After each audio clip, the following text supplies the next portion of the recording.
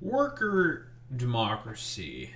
It's a concept that I've talked about before, generally speaking, but it's essentially the idea to give workers the ability to have more say within their workplace. But a preamble.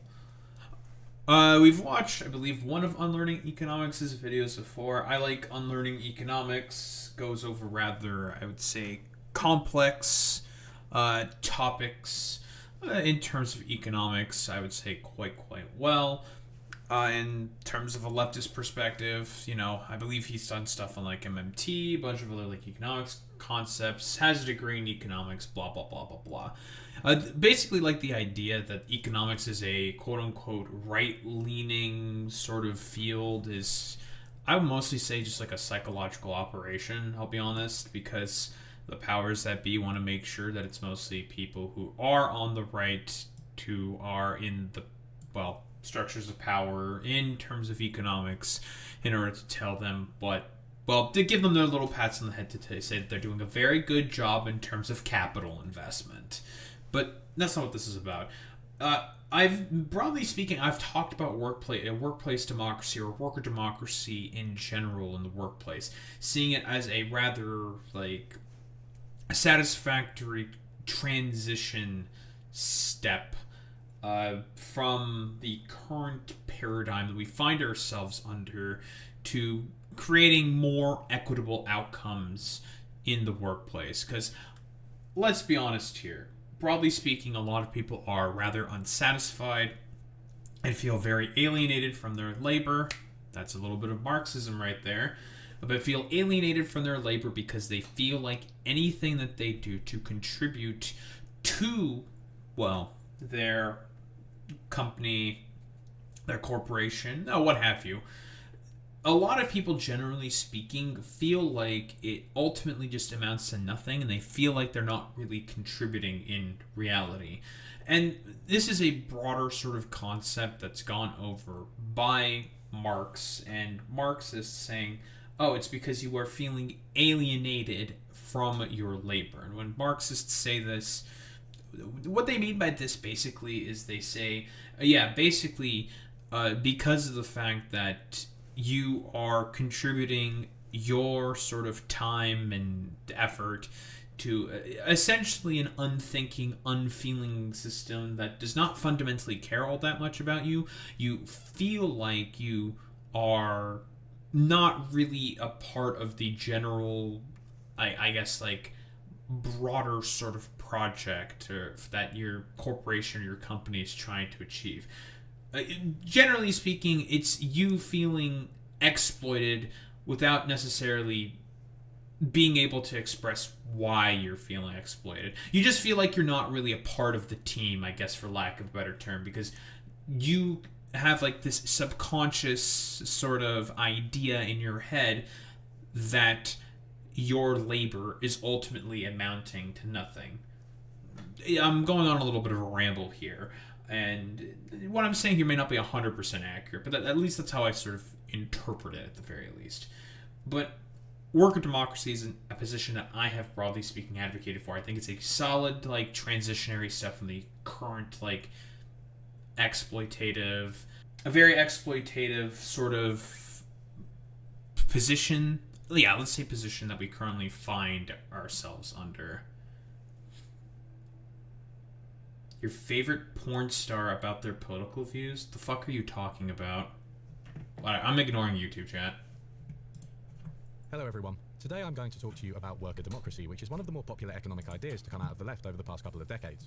One of the most common criticisms of our existing economic system is that people have to work in jobs under authoritarian conditions in order to access resources and social standing.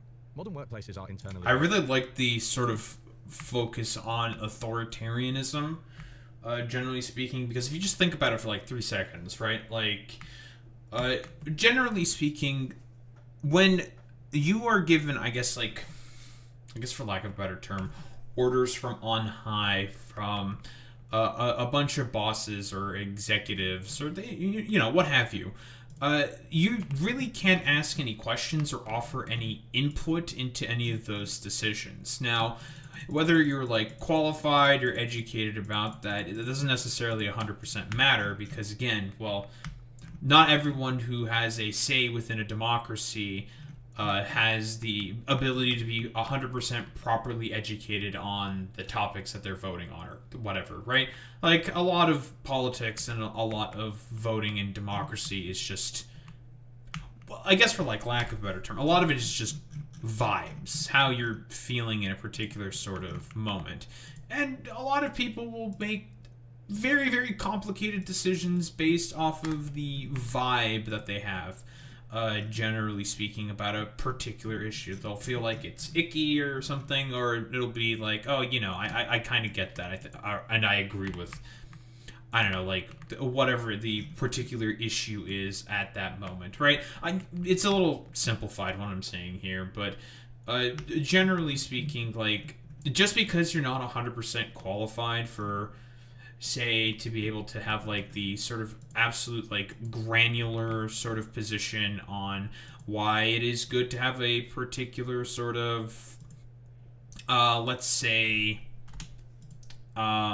take on a business decision or whatever, doesn't necessarily mean you should have no say whatsoever, because you can always like meet with your coworkers, your teammates, or what have you, have discussions about that. Maybe there's going to be someone that's more knowledgeable, they can teach you, they can help, and you can make like a better sort of more informed decision, right? I mean, that's like kind of the point of campaigning in a political campaign, right? Like to help inform people who may not be as informed to be able to make better decisions. Hierarchical, so people work for bosses and managers who are not directly accountable to them. The degree of monitoring and control exerted by bosses in the workplace would not be considered acceptable if done by governments. These jobs usually entail tedious, repetitive work which can take its toll on our bodies and minds. At-will employment means employees do not have a direct say in hiring and firing decisions, despite the huge impact these things have on their lives. The doors are locked. JLB Credit UK is no longer existent. Thank you and good night, England. Managers and owners may make decisions regarding pay which favour themselves, rather than workers, or even the organisation as a whole. Giving workers democratic control of workplaces is one common-sense solution to these imbalances of power and wealth. If the workplace is governed tyrannically, then why not undo the tyranny directly so workers can collectively make decisions about how a firm is run? This could help to ameliorate these issues. Listen, it's all about maintenance of hierarchy and control. This is a very, very common theme that I myself have been consistently harping on over and over and over again. A lot of people within positions of power in, well, the workplace in this particular instance, are not doing this for the express benefit of, well, I suppose benefiting you specifically. The reason why a lot of these like corporations and executives make a lot of the choices that they do is simply for their own benefit. Because let's be honest here, does a board of executives or a board of directors or whatever the fuck have like really a accurate sort of idea for the shit that you are constantly going through in your day-to-day life, especially I don't know, on the floor of the job? Of course not. No, they would, I don't know, rather die than necessarily have an idea for as to what the best sort of decisions that can be made by certain people, or like, the workers, generally speaking, make every single day when they are working. And I mean, let's be honest here. Workers are the main people who make the products. They are the ones who, if they did not exist, well, the company would not be able to function normally as a company, right? Everything would basically come to a grinding halt. So I would say it's rather important for them to have the input, let's say, to be able to have more ability to make decisions. And I think it probably would produce a lot more sort of equitable outcomes. But again, like I've said before, a lot of corporations do the things that they do because of the fact that it is for the express purpose of maintaining a system of hierarchy and control. Issues by making bosses elected and accountable to the workers. Presumably, if workers have more of a say in how things are done, they will tend not to choose workplace policies which endanger their health, happiness, or livelihoods. Sure. Well, one answer to why not worker democracy is that while it's a nice idea, it just doesn't work out in practice. And that's what we're going to explore in this video. Can worker-owned firms run as well as conventional firms? Do they actually produce benefits for workers and for society? I'm going to make a bet I think Unlearning Economics is more than likely going to talk about Mondragon if I were to take a guess. Listen, okay. It is. There's a reason why Mondragon gets consistently mentioned in these discussions. It's because it is a large corporation operating in the north of Spain that is, well, it is prosperous. It is a successful fucking business. And it so far is an effective model. No reason not to sort of mimic it, right? Are there examples of policies and approaches which can expand the practice effectively? We'll investigate these questions systematically, looking at the ideas and theories behind worker democracy, what it really looks like in practice, and the evidence on its benefits and drawbacks. I've had enough of critiquing people, to be honest, so let's get some positive leftist ideas going. This video is also going to feature some great animations from Grim Freeberg, who kindly agreed to help. Hopefully they'll aid in explaining a tricky topic and make the videos more visually interesting than usual. We'll start with a little bit more on what exactly worker democracy means. At its core, worker democracy is a simple idea. Our dominant model of capitalism sees firms separating ownership, control, and workers. Investors who have put money into a firm own it, so they are able to decide who runs it and is therefore in charge of the workers. There are variations of this basic rule. In some cases, the majority owner will still be the founding entrepreneur or their family, and they may also run the firm. But often, there will be several layers of hierarchy between the owners and the workers. Instead of hiring a manager directly, investors elect a board who, in turn, hire the manager. In one way or another, worker democracy collapses these distinctions between ownership, control, and workers. Workers own the firm and have some say in how it's run, directly making decisions, electing bosses, or some combination of the two. The idea dates back at... And here's the thing, by the way. This is unironically something that would make a lot of this, I would say, much more efficient, right? Like, think about it this way, right? Like, a big problem with, like, healthcare within the U.S., right? I think this is a perfect example. Big problem with healthcare within the U.S. is the fact that there are a bunch of rapacious middleman mafia who basically want to get in your way between yourself and your doctor in order to collect a paycheck from the middle. Exact same sort of concept here, right? Like, everyone fucking hates their health insurance. Well, I'm mostly speaking, I suppose, in terms of the United States of America here, but nobody likes, like, I don't know, like, what's some of the examples of health insurance companies? Like Cigna, I think, is one of them or something, right? I'm Canadian. We don't have, like, I don't know, medical insurance companies and shit like this, but nobody likes these, like, annoying ass, super annoying weirdo middlemen who constantly get in the way of being able for you to get to your doctor, right? Like, unless there's some, I don't know, weirdo out there that actually does like their health insurance companies, like the Democrats like to argue about sometimes. Stupid, but whatever. We all know that in reality, most people not particularly big fans of their health insurance companies and would prefer to do anything possible in order to avoid interacting with them. Very similar with, like, all these, like, middleman manager types as well. At least as far as the 18th century, but has become more popular in recent years. Although putting workers in charge is simple in theory, in practice there are quite a few ways an organisation can be worker-owned and run. You can think of worker democracy as an umbrella term which encompasses a few similar but distinct forms of organisation. So-called worker cooperatives are the clearest realisation of the principle of worker democracy, since they operate on a one-member, one-vote principle for the workers. But even this is an umbrella term, since levels of ownership and control can still vary within worker co-ops. Some are 100% worker-owned, while others have majority worker representation, but still have traditional shareholding. This is a very good point, by the way, because when you talk about workplace democracy, right, most people will just have this, like, idea in their head where they'll just, like in a thought-terminating cliche, they'll just turn their brains off, be like, you mean, like, a company janitor is going to be able to have as much say as, like, say, a chief economics officer? And it's just like, no, that's not exactly how that works. It's really fucking goddamn stupid. No, like, but why the fuck would you say that? I mean, it depends on how the company decides to delineate the sort of vote share and power. Sometimes it can be one-to-one, sometimes it's, like, in another way. And even if it were one-to-one or something, would that necessarily be that big of a deal? Would that necessarily be bad? Like, they also work. They need to be able to have benefits and have the company be successful in order to be able to get paid and put food on their table as well. Like, it's one of those things where I find that sort of, like, argument to be particularly off, in my personal opinion, because it's just like, wouldn't you want like every person who's participating in a company in order to be successful at their position, even if it's just like a fucking janitor or something, to be able to get paid for their fucking labor, relatively speaking? Like it just, it's one of those things that I always found to be like very, very sort of off-putting and strange. As we'll see, worker co-ops also vary in the rights their members have over the profits and decisions of the company, with different countries settling on different rules. Distinct from worker co-ops, there are also businesses where workers own shares and therefore part of the company. Giving workers shares and allowing them to participate in the running of the organization can become another form of worker democracy. However, in some cases, share ownership does not entail decision-making power, and shares may even be out of reach of the workers, which is just ownership rather than democracy. Finally, workers in large corporations are sometimes allowed to elect representatives to the board. This may entail less direct input from workers, but still grants them a say in the running of the organization through elections, so we'll count it as a form of worker democracy too. Because of these distinctions, it's too simplistic. That technically speaking works, right? Because a lot of board of directors, generally speaking, have ultimate says in terms of directions of the companies. So I guess, like, you know, technically speaking, yeah, sure. Like, I mean, if I were to have, like, I guess the most preferential option, in my personal opinion, I don't think that there should be, like, boards of directors. I'm going to be honest, right? I mean, like, management and, like, CEOs or whatever. I mean, that just depends on the company. That can be, like, delineated and, like, debated or whatever.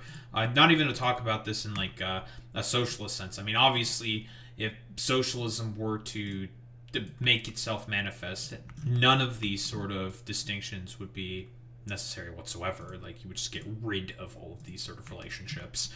And it's one of those things where it's just like, yeah, well, you know, it's an interesting thing to sort of like think about and talk about, and because, well, when it comes to, I guess for lack of a better term, like worker democracy, a lot of people are going to be asking about like the sort of minutia about like, okay, well, you know, this sounds great and all, but how are you going to do it, right? What's the mechanics of all this? How's it going to work? And it's just like, well, here's how. It depends on the company. There is no one-stop solution. It depends purely on what the company or the corporation or whatever needs at that moment. And that's just something that's going to be ultimately determined between, you know, the current powers that be, board of directors, the executives, the management team, the workers, and that all, just generally speaking, is going to be voted on. It's going to be deliberated about. And I mean, broadly speaking, I think that just produces just more equitable outcomes, because everyone gets to have a say in the sort of inner workings of what a company, well, is basically going to do. Just to say worker democracy works or doesn't work. There are different forms and they produce different outcomes depending on the context. It's a complicated topic, but in this video we'll spend plenty of time teasing out these distinctions. I'm going to look at a variety of studies which touch on all types of worker democracy that we've mentioned. But first, let's take a look at the general picture. A preliminary assessment of the literature illustrates a number of benefits of worker democracy when compared to conventional capitalist enterprises. Less inequality within firms, workers are less likely to leave voluntarily, workers are less likely to leave involuntarily, workers put in more effort, workers report increased trust levels, lower rates of business failure or higher rates of survival, similar levels of productivity to capitalist firms, similar levels of investment to capitalist firms. You may have noticed that I haven't claimed firms with worker democracy pay more on average than conventional firms. That's because the evidence on this is inconsistent, with some studies finding they do pay more, others finding they don't pay more, and others still finding pay is equal between them. We'll return to why this is later. All in all, the evidence sounds pretty great, but as you might have suspected from the length of this video, which I promised would be short, we aren't going to stop here. The evidence on worker democracy is a bit of a minefield, and I frequently see people make mistakes. To take one example, people often assume that all organizations known as cooperatives are worker cooperatives, but cooperative is actually another umbrella term. You see, cooperatives are just groups of people cooperating. Please subscribe to my Patreon for more insights like this. The cooperation can be between workers, but it can also be between other groups or organizations. Consumer co-ops exist, where consumers have a stake in the business and can participate in its decision-making. Credit unions are... Ooh, that's very interesting. I think that's actually a really good thing, to be honest. Listen, cooperation, it's a good thing, okay? It should be a sort of a virtue, I guess, for lack of a better term, that people should strive for, I suppose. Generally speaking, it's like a good thing. Like, you know, people being able to participate and, generally speaking, have a sort of say in what they have the ability to be like, oh, okay, well, this is how this firm works, this is how it will function, this is how X, Y, and Z is going to work, yada, yada, yada, right? It's one of those things where, you know, it's like Unlearning Economics said himself, like, a lot of people are just going to be like, well, it's just going to be the forehead thing. The same forehead, sort of, I was going to say, like, thought terminating cliche, where it's just like, oh, it just means that everyone is equal in this, like, sort of exchange. Well, and that's not necessarily how that works 100% of the time. Again, like, and this is, like, a problem, broadly speaking, with a lot of the people who try to, like, take apart these ideas, I guess, for lack of a better term. It's a lot of people, just broadly speaking, I would say, just have, like, no idea about how certain, like, they'll have, like, an idea in their head where they're just like, oh yeah, well, this thing is like this, so it inherently always has to be like this, when broadly speaking, it's a lot more complicated. Essentially what I'm, like, getting at here is thought terminating cliche, right? Like, a lot of people are just going to be like, oh, well, I hear of this particular term of this word, so therefore it has to always be like that. When it's just like, well, that's not 100% how that works. They're a good example of a consumer co-op, as the customers own the bank and can elect its directors, as well as being entitled to a share of its profits. Traditional businesses and farmers also often form assembly groups, which are often referred to as co-ops. However, the businesses themselves are not internally democratic. They just group together like a kind of congress for businesses to increase their resilience and market power. Many of the studies... That's really common, I believe, throughout the United States of America. There's going to be a bunch of co-ops, I believe, right? I think, for a lot of farmers within the United States, right? And I mean, a lot of it is because it's going to be bought out by, like, all the bigger firms and shit like that. A bunch of because if you're like, because I'm trying to remember, there's, like, this one guy who's always, like, a part of the farmers union as well, who always, like, talks about how much Trump's tariffs basically has sucked for fucking farmers, right? I forget his fucking name. But basically, like, there's always this, like, collection of farmers where they all basically get to have a say in being able to be like, well, this is how much we're going to produce, this is what the rights that we want, this is, like, how X, Y, and Z is going to work, shit like that. You'll see, including some of those I summarized earlier, are of co-ops in general, not just worker co-ops, so watch out for this when you're looking into the topic. For example, when researching for this video, I used a helpful document compiled by Rose Rist, which summarized quite a few papers about co-ops. Rose Before I Rist? recommend the document to anyone interested in the topic, I found that in a few cases, Rose had not distinguished between the different types of co-op. I messaged him privately suggesting that he could clarify this, and he said, yup, that makes sense. I'll revisit my definitions to make the document more accurate. That's the whole story. This is just how adults communicate with each other. Take note, YouTube. Worker co-ops are actually in the minority of co-ops. It has been estimated that there are a total of 800 million people in co-ops across the world, but that only 100 million of these are in worker co-ops. There's a lot of those, I think, right in India, Boy Meets Mini. I think you've described some of them to me before, right? That there's a lot of farmer co-ops that exist within India, right? And that's how a lot of those tend to be organized. I probably through, like, a caste distinctions, if I were to take a bet, right? Yep, the world's biggest dairy co-op is there. And it's, I mean, like, again, like, it's as Unlearning Economics himself said. That doesn't necessarily mean it's going to be a bunch of the workers being able to always have a bunch of say in, how much gets produced, what gets produced, yada, yada, yada. It can just be, like, a collection of farmers, a collection of people who are going to be able to sort of, like, represent themselves. In any case, from now on I will largely focus on worker-owned and run firms. So if I use co-op, it means worker co-op unless specified otherwise. I'm also going to use terms like firm, enterprise, business, company, and even organization interchangeably. I'll use capitalist and conventional firm interchangeably too. The most important thing to remember is that the main point of contrast in this video is between organizations which are run based on capitalist principles and those which have at least some degree of worker ownership and control. This is what I call worker democracy. Throughout the video, we're going to recruit policies which will expand worker democracy in sensible and pragmatic ways. To help keep track of this, we'll be putting them in the policy bag as they come up and summarizing all of them at the end to remind ourselves. Now, I want to ask a simple question. Not pragmatism. What drawbacks do we think worker democracy could have, and why? Early theories of worker co-ops argue that they would be more prone to failure because the lack of leadership and clear profit motive would produce underinvestment, inefficiency, and opportunism as workers line their own pockets. Ultimately, worker co-ops might just degenerate into capitalist enterprises to stay profitable and overcome their own inherent limitations. I've said it before and I'll say it again. Democracy simply doesn't work. I'm not going to spend too much time on these theories because it's fair to say that most investigations have concluded they are wrong, or at least limited, to use the academic word for wrong. At best, they identify possible tendencies which can be easily overcome with good institutional design and with people not being morons. I mean, I think that's pretty much the case for, like, literally any sort of like policy, right? Like, let's be honest here. The argument there, if I were to sort of take a guess, is like, well, it's the same shit when people try to epically debunk communism, right? Like, well, communism wouldn't work because people are sort of inherently greedy. It's just like, okay, what if they're just not inherently greedy? Like, how do you know about that exactly? Like, how does it? How can you operate under the assumption that someone's always just going to be like, yeah, dude, everyone, humans are only just self-interested creatures, period, end of story, and that's, like, literally it. It's just like, well, sometimes not everyone's just going to be self-interested. If people have a, broadly speaking, like, understanding that they are working for a general collective good, and this is the sort of, like, distinction that I will use all the time, there's a reason why humanity is the top of the food chain on Earth, right? We are essentially the apex predator, whether, you know, you like it or not. I guess if, like, the conservative or whatever this hypothetical individual that I'm arguing against is saying, like, the way that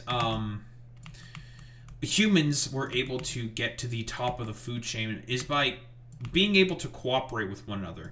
And also opposable thumbs, but, you know, that's an evolutionary thing, of course. But we have the ability to be able to socialize with one another and form complex sort of thoughts and structures. That's how, in essence, humanity was able to make it to the, well, top of the food chain. By basically doing things that any sort of, like, animal within the animal kingdom could only, I don't know, like, dream about. Right, being able to form, very complicated, like, systems and structures, to be able to sort of, like, I guess, cooperate with one another. Like, I mean, there's, like, basic forms of this within the animal kingdom, like, you know, wolf packs and whatnot. That's, like, a very, very, very simplistic way, right? But that's, like, mostly done as, like, a survival mechanism, not in, I suppose, like, a more, like, societal, like, social sense or something. I guess I'm trying to think in the sort of accurate way. Yeah, I guess, like, for lack of a better term. Maybe not, like, accurate way. For, like, lack of a better term. A lot of this sort of, like, structures that generally speaking exist and why humanity is as successful as it is purely just because of the fact that, well, we're just able to talk with one another. We are able to formulate complex thoughts and complex systems, and we can use complex tools, things that animals, just simply speaking, cannot do. Years ago, when you used to go, look, there's a great big deep hole. Want to step in it? No, I'll just walk around it. How'd you manage to learn to do that? Well, my parents taught me not to be a moron. That's true. I just kind of carried it on from there. In fact, I would argue the only reason anyone would take these theories literally was that their brain had been poisoned by a mainstream economics education. One example is the so-called free rider problem, where workers do not put as much effort into a collectively owned enterprise because the output is shared with their colleagues, so they would only get a small proportion of the fruits of their individual labor. According to the logic of the free rider problem, rational and self-interested workers will always have an incentive to put less effort in and leech from the efforts of others. The business will unravel as people realize that they will gain the most from shirking their duties. The economist Amartya Sen once called the people depicted in these models rational fools. In the case of the free rider hypothesis, these rational fools act based on such a narrow conception of self-interest that they don't take into account the obviously damaging long-term consequences of their behavior, both to the firm and ultimately to themselves. Normal, reasonable people, Sure. who are different to rational economic man, are usually happy to put efforts into a collective endeavor that will deliver benefits for them in the long run, even if that means foregoing some short-term gains. This is a really, really great fucking point here, right? Like, because, like, think about this in terms of the, unironically, current economic paradigm that we find ourselves under, right? As we speak, as we are speaking right now, there are attempts to basically organize war within Iran. For what purpose exactly? Oh, the interests of a very select few military-industrial contractors. Very obviously Israel as well. And broadly speaking, these are very, very unpopular positions. Like, nobody, politically speaking, actually likes this or thinks it's rational to be doing this, right? Or even, like, climate change, for example. A lot of people are rightfully concerned about climate change and would prefer the government in order to be able to investment in order to sort of, well, mitigate that problem, which is very, very much so becoming worse and worse and worse. It is rather unfortunate that we currently find ourselves with a United States of America that's basically run by a death cult, I think, for lack of a better term, with like Christian evangelicals, generally speaking. It makes it such that it is very, very, I guess, difficult to produce sort of very effective policies to actually, I don't know, have some form of equitable, like, worker rights and whatnot, and the ability to have workplace democracy, because currently speaking, there is the political will in positions of power who are just wholeheartedly unwilling, I think, for like lack of a better term, of being able to operate within the sort of like interests or like the social good, which is why I have made the, well, broader argument that a lot of these people, for lack of a better term, I don't think like a lot of Christian evangelicals should be able to participate within society. I'm gonna be so fucking for real, dude. I really don't think that Christian evangelicals should be allowed to participate within society because of the fact that it's essentially a fucking death cult, man. Like, society, broadly speaking, just cannot survive people like Christian evangelicism because they unironically believe in a fucking death cult that just wants to murder everybody to have Jesus, the Son of God, have some fucking form of a return, which is just, it's non-fucking sensical, dude. But here we currently are, and those are the main interests that are guiding the United States of America. Cooperation in worker democracies can be a challenge, and a few people will try to free ride. But evidence illustrates this problem rarely becomes so bad it affects the performance of the workers and the firm. Experiments have shown that people randomly allocated to do tasks in groups where they can elect their leaders and or choose their pay structures are more productive than those who are led by an unelected manager who makes pay choices for them.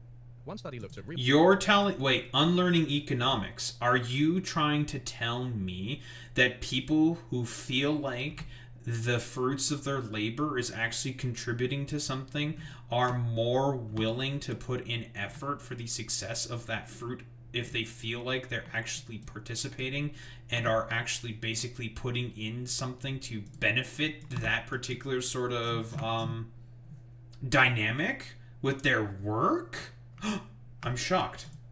Real firms with high levels of worker ownership of shares in the company, and found that workers are keener to monitor others, making them more productive than those with low or no ownership of shares, and directly contradicting the free rider hypothesis. We'll discuss share ownership in more detail. Because, like, think about it. Like, that makes perfect sense in my mind, to be honest. Because, like, think about it, right? Like, if everyone has a stake in the game, everyone's going to want to be successful at the game, right? It's like with team sports, for example, or like team games and whatnot, right? Like, if you're in a, I guess, like a League of Legends match, okay, and you're in like your promotional match or whatever, you're going to want to put in more effort and to make sure that people are, broadly speaking, putting in more effort in order to get your promotion, right? Like, that's just a fact. You're going to be on the ass of your fucking teammates and be like, hey, I want my fucking, this is my promo match, I want to do well in my fucking promos, so I can, like, move to the next fucking league or whatever the fuck. And, you know, some people will take that seriously, some people are going to be assholes, most people are generally speaking going to be assholes, but some people will just be like, okay, well, you know what, I'll lock in for you, buddy, and I'll try to, like, put on the best performance. We'll see what exactly happens. We get our ass beat, whatever. Like, sometimes it just happens, it's just a skill difference. Or there's going to be some asshole who's been an asshole. Right? Just a random example, but because most people, let's be honest here, a lot of people like to operate under the assumption that people are, fundamentally speaking, just like all want to be like dragged down to the same mud that they are in, that they are just like not cooperative, that they don't like being around others and whatnot. But I just don't agree with that, right? Like, period, end of story. Like, we are inherently social animals. We are inherently social creatures. To simply just say that people don't like being around people, I'll be honest, I think there is a deep problem with something like that. But I guess with, like, the same thing that I mentioned before with like Christian evangelicals. They do genuinely do hate being around other people, right? Like, let's be quite honest here. Which is why I don't think they should be allowed to participate within society. But that's a different topic for a different fucking goddamn video, right? It makes it such that, and a lot of it is because of the quote-unquote like rugged individualism that exists within the United States of America, and a lot of the cultural osmosis based off of that.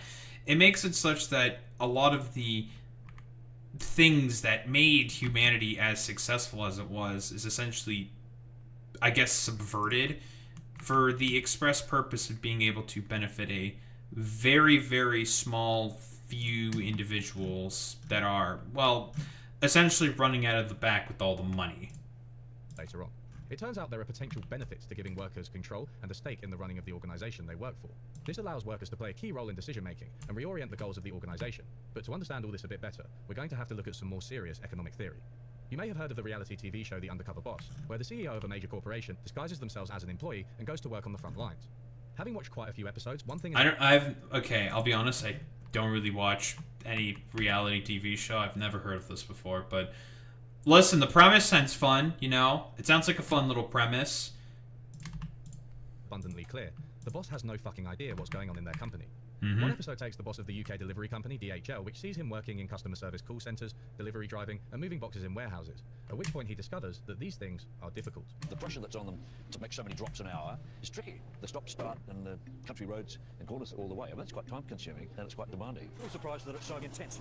Those parcels keep on coming, and you have to keep on moving them, because if you don't, you're not going to get the aircraft out on time. It's like that.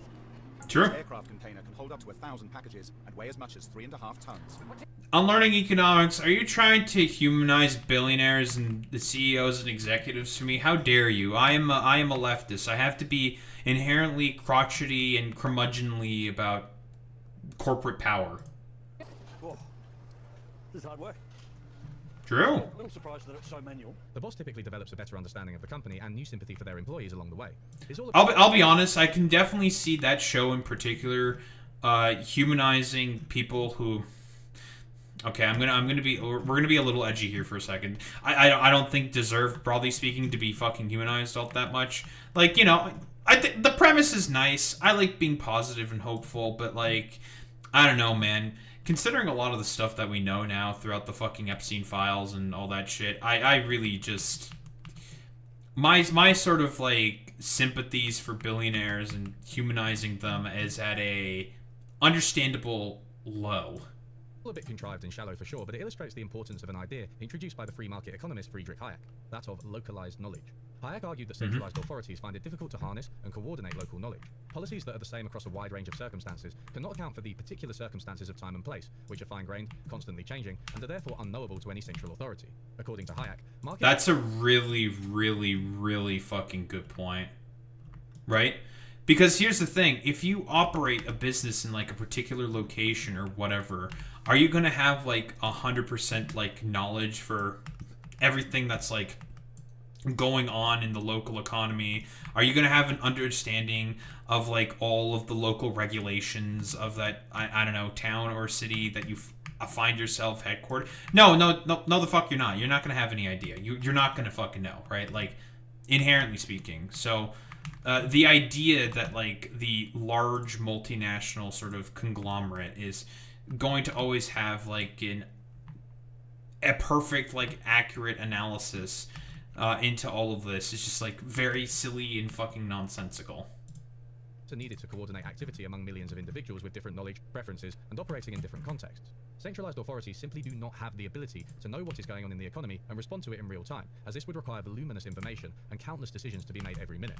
Although I don't fully agree with Hayek's conclusions, his diagnosis of what he called the economic problem was completely correct. Modern economies are unbelievably complex, partly owing to localized knowledge. Hayek was focused largely on how markets solve the knowledge problem, but the anarchist James Scott took his insights a little bit further. In his masterpiece Seeing Like a State, Scott uses meticulously detailed examples to show how a top-down organization in general fails to capture the complexity of social and economic life. Anyone who has worked in a formal organization, even a small one strictly governed by detailed rules, knows that handbooks and written guidelines fail utterly in explaining how the institution goes successfully about its work. Accounting for its smooth operation are nearly endless and shifting sets of implicit understandings, tacit coordinations, and practical mutualities that could never be successfully captured in a written code. This ubiquitous social fact is useful to employees and labor unions. The premise behind what are tellingly called work-to-rule strikes is a case in point. When Parisian taxi drivers want to press a point on municipal authorities about regulations or fees, they sometimes launch a work-to-rule strike. It consists merely in following meticulously all the regulations in the code routier, and thereby bringing traffic throughout central Paris to a grinding halt. The drivers thus take tactical advantage of the fact that the circulation of traffic is possible only because drivers have mastered a set of practices that have evolved outside and often in contravention of the formal rules. Of course, the work-to-rule strike comes from France. Whoever implements rules... Listen, let's be honest here, okay? The French know. Listen. Let's be honest here. They know how to strike, okay? Listen, when it comes to fighting for their own rights and civil liberties, is there really anyone else who's done it basically like the French, right? There's a reason why the French, broadly speaking, in terms of, like, striking models, a lot of people talk about, like, oh, we should basically follow these guys. Plans from the top down is likely to find that in practice they don't really work out. They may look good on paper, but fail when confronted with the messier reality. Or in other cases, the planning is off simply because the right workers haven't been consulted. This is actually a frequent revelation in the undercover boss. Viv's been trained to follow company protocol, but Phil thinks the rules are standing in the way of good customer service. Really nice to ring Catherine and say, did you get through to her? No, we don't do that, Eddie, because it's not your job. Or can we go on and see if Kath's logged? No, it's not your job. Your job is to take the calls, we deal with them, and we move on. This is... Oh, by the way, I know... I used to work at a call center. This is the exact same thing. It's called the... SLA, right? Yeah, it's very fucking annoying. Service level agreements, right? Basically, the idea is like, oh, you have to, you can't do anything else in terms of providing further customer service, even though like people are like sort of like demanding and asking for it. Nope, it's out of your scope. It's completely has to be handled by another different team, right? Because I've had people ask me questions like, oh, are you sure that you can't do this like extra little special thing for me? I'm like, sorry, I can't. I just don't have the access or the tools. It's out of my scope. I have no ability to be able to do what you ask for, right?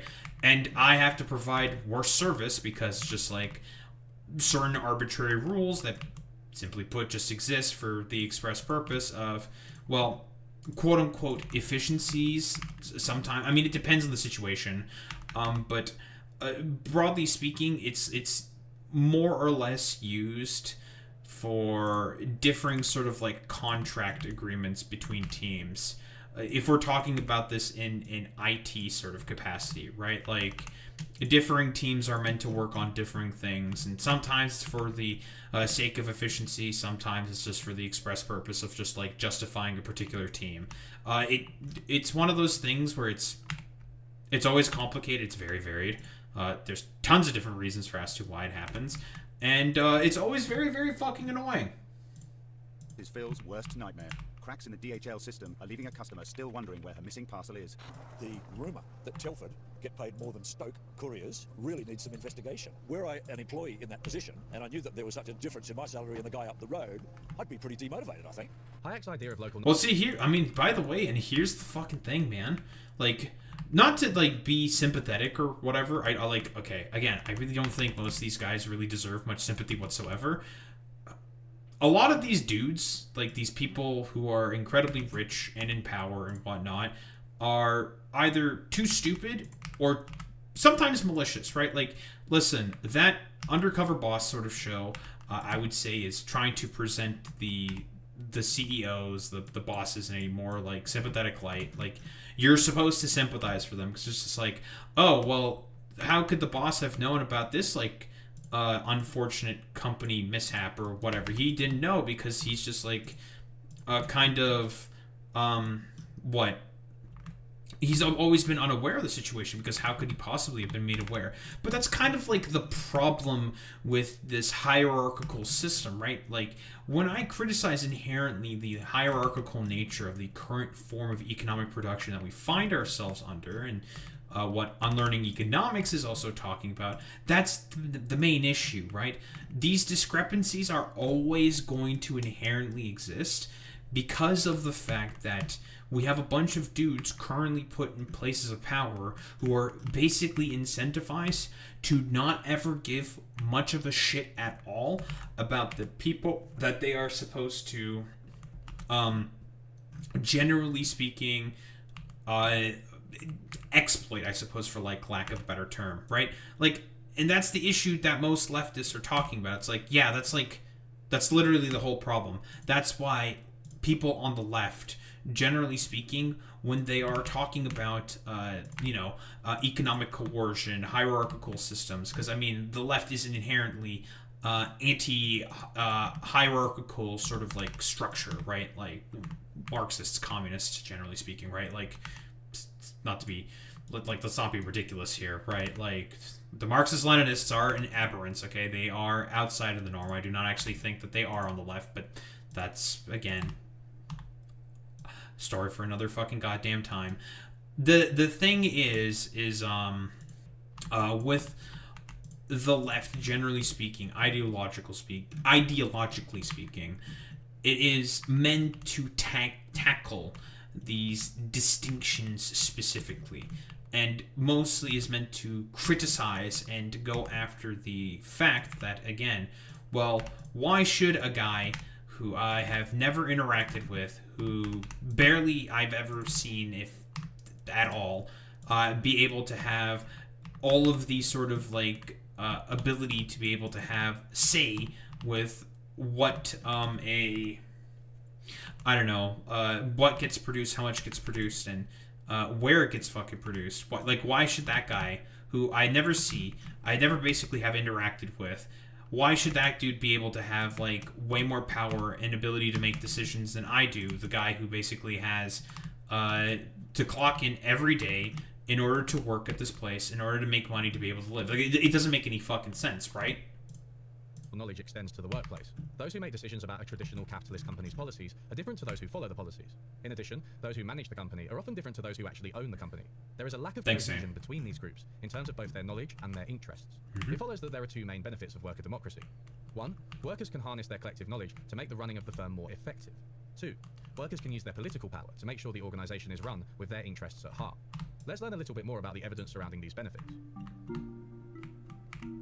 3 countries with well-established worker cooperative sectors are Italy, France, and Uruguay. Each have unique features which help them to thrive, Uruguay, seeming contravention of crude economic theories. In France, there are 2,000 worker co-ops employing about 46,500 people, which is more than most countries, but still well under 1% of all firms. Co-ops operate across a variety of industries, but mostly in construction and manufacturing. French co-ops take large initial financial contributions from members, which helps them to finance investment. The vast majority of workers... Very similar to that of, like, unions, right? But that's, like... Okay, not exactly like unions. That worker dues are, like, a monthly sort of thing. Okay, nothing like unions whatsoever. I guess it depends on the union.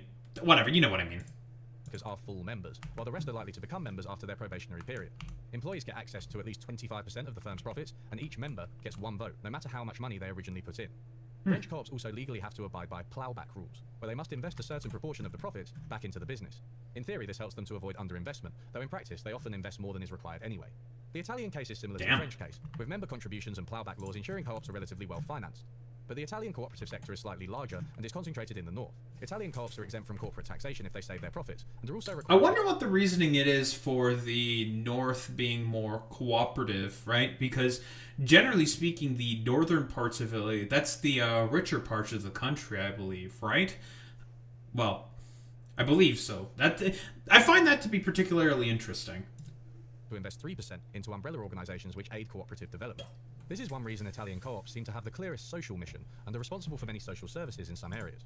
Another interesting legal feature of Italian co-ops is the Marcora law, which enables workers to use their unemployment benefits to buy out a failing business and turn it into a worker co-op. This is exactly the type of law I would like to see spread across the world, since it's difficult to argue against. If workers can rescue the business, then great. If not, the outcome is the same as it would have been in absence of the law. That's actually a really fantastic point. That's also something that I believe that Unlearning Economics has talked about in differing discussions, right?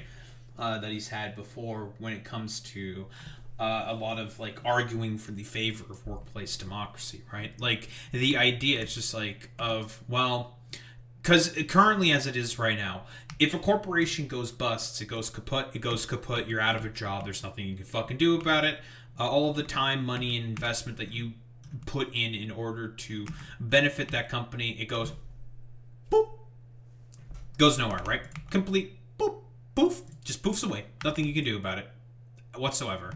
And well, I guess for like lack of a better term, that really fucking sucks, because guess what? business just decides to randomly go out of business for whatever reason. You know, could be the, I don't know, like economy just shits the bed and you just get particularly hit hard by that or whatever, right? Like, or maybe like your sort of like business idea is out of style and you weren't able to sort of like adapt to the new environment. You know, whatever. There's a ton of different like hypothetical scenarios that I can just like come up with like randomly or whatever, right, in my head. In like the United States of America, generally speaking, there's no recourse besides, oh well, your business went out of business. Well, you're taking it on the chin, and there's jack shit you can fucking do about it. And broadly speaking, I mean, you can make like I don't know if there's like arguments one can make in particular kind of like courts or something. I highly doubt that structure sort of exists within the United States. But basically, if a business goes kaput, it goes kaput, and there's nothing you can fucking do about it. Period. End of story. Right? Like, doy, very obvious. Generally speaking. A lot of the idea of the Italian model here, Marcuse, I don't remember the name. I'm really bad with names.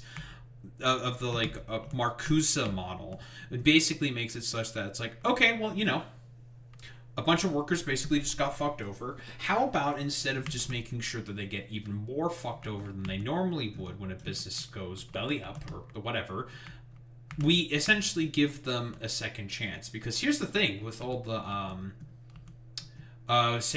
like CEOs, right? If a business goes belly up for a CEO or a billionaire or whatever, there are a lot of differing bankruptcy titles they can claim in order to try to basically save their asses, right? Like, I think the most common is like Chapter 11 bankruptcy, I think, if I recall correctly. Anyone can correct me on that in particular. They have essentially like multiple parachutes to try to recover from a flailing situation, for lack of a better term, to be able to essentially not suffer as much as, say, a worker would if put into the, well, exact same position. Moving on to Uruguay, worker co-ops are about 1% of the total.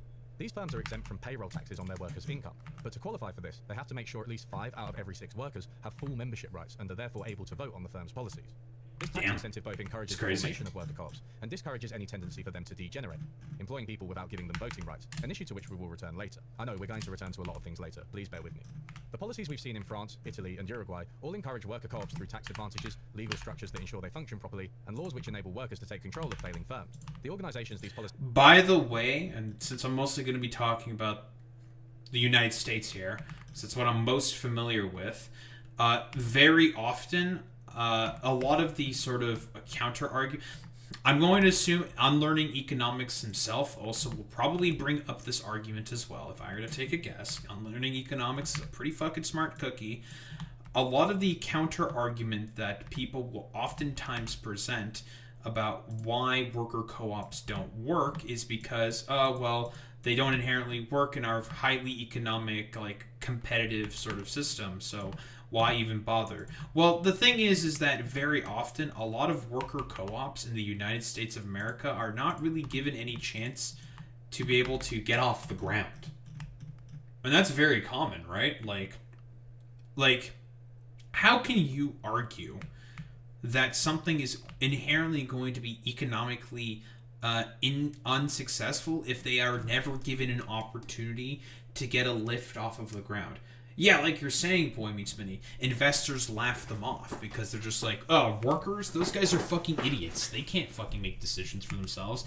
But, like, the billionaires are much better at being able to make decisions for themselves. Listen, we've seen all of them, like, pop up in the fucking Epstein files. You really think that those avaricious pedophilic dipshits are able to make better decisions than, say, workers who work on the floor of the factories or the stores or whatever? Yeah, okay, buddy. Yeah, sure, totally.